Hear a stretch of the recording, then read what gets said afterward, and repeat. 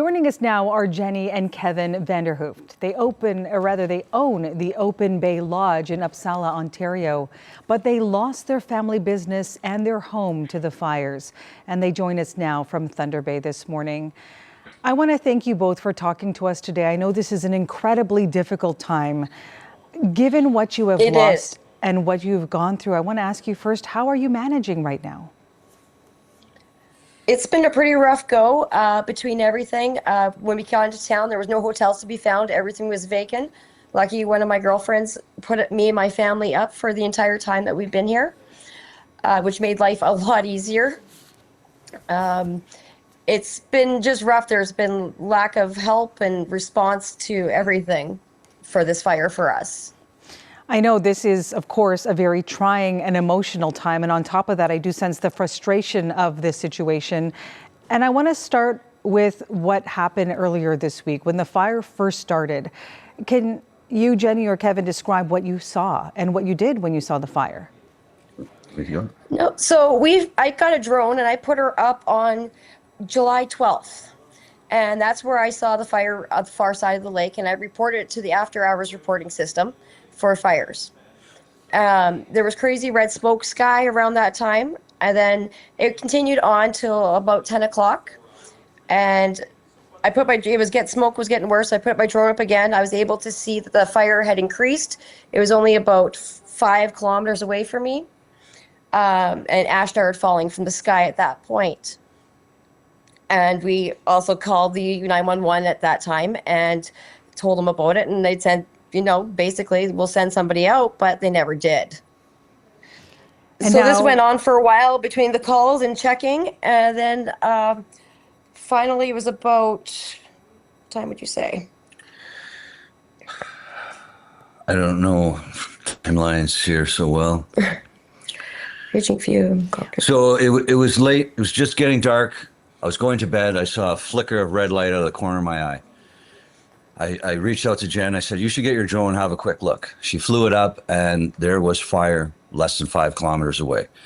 We got into our truck. We drove down the road to have a look, and we got as far as Cushing Lake Loop, where the landfill site is, and I had to stop because fire was reaching the road. There was sparks and flames everywhere, both sides of the road. So we turned around.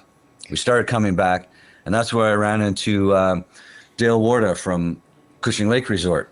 And he was running for his life with a couple other people in side-by-sides. They said they were going to make a run for the highway, meet at the Black Spruce Motel. So from there, we ran back to our place to talk to our guests. I had over 50 guests on site and got everybody up out of bed in their trucks. And we coordinated an evacuation to try and get to the highway. We had 20 plus trucks head down the road, and we could not get through. The fire had now fully covered the road, no passage. So we turned around. We came back to the resort. We loaded everybody into boats, all of our gear, got things ready, and we waited. And we watched the sky. We made some calls. We called to see, evacuation plans, what the protocols are. And the response was nil. Nobody knew what to do. Nobody had contacted us, told us what to do. So we took charge. And we got lucky that night. The fire did not get any closer. The wind changed. And we spent the night in boats. We had disabled people, babies, young kids, pregnant women, all of us in boats lined up, ready to roll. 4:35 in the morning, or about 4 in the morning, we went to have another look. That's where I saw Thousand Lakes Resort was completely burnt, still on fire. And things had subsided a bit. It wasn't moving towards us. So I went back, got our people to go get some sleep because it had been an exhausting night. Once we all got a couple hours sleep, got up in the morning, a lot of my guests were quite upset. The smoke was bad. They wanted to go home.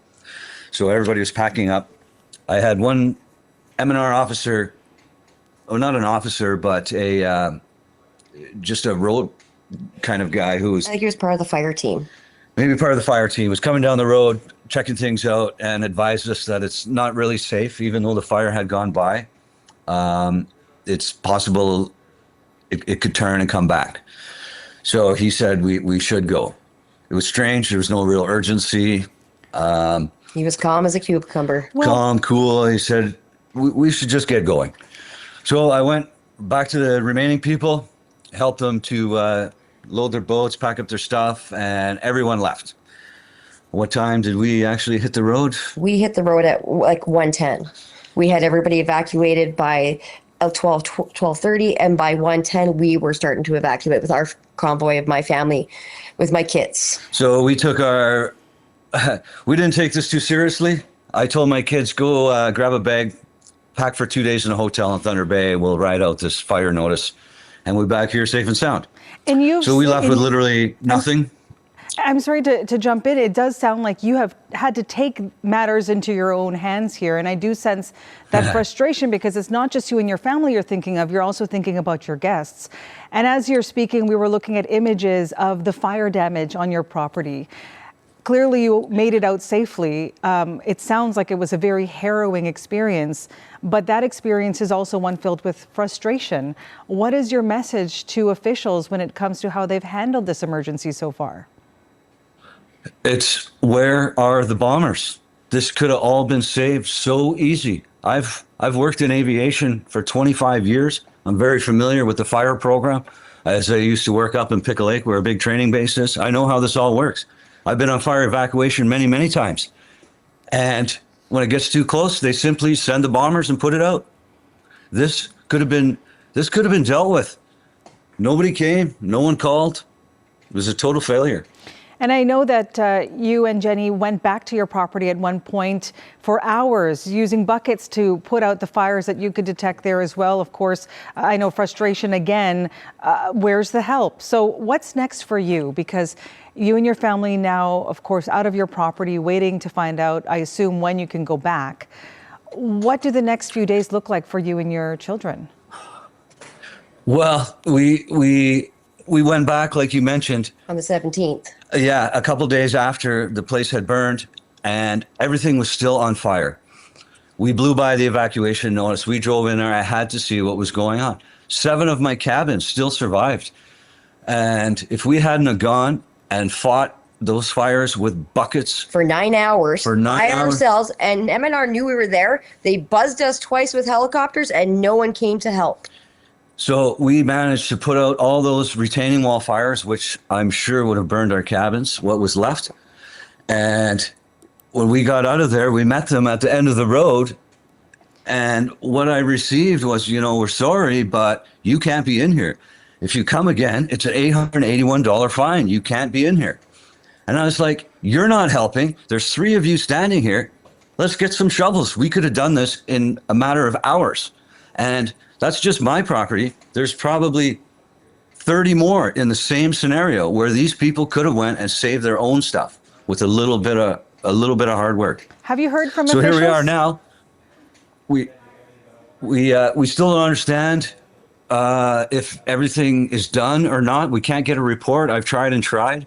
And now I'm applying for an application so I can, as a resident, get on site to see what's going on.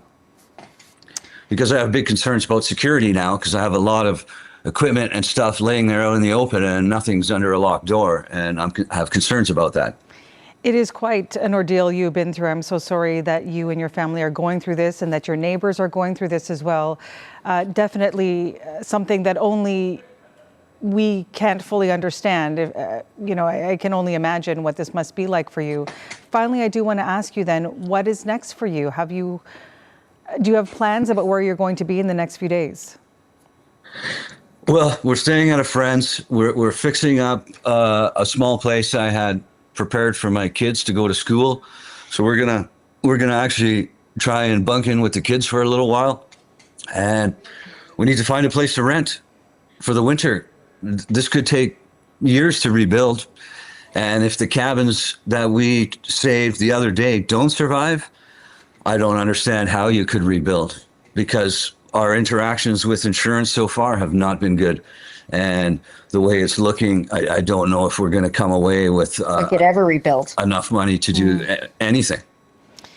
Jenny and Kevin Vanderhooft, thank you so much for talking to us during what is an extremely difficult time. We're really thankful, for sharing your story.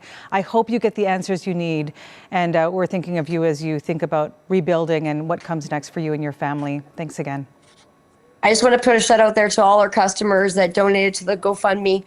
Our customer base is absolutely beautiful, and I couldn't think of a better, and that's the reason why we would want to rebuild if we could. Well, Yes, we feel like we owe it to them.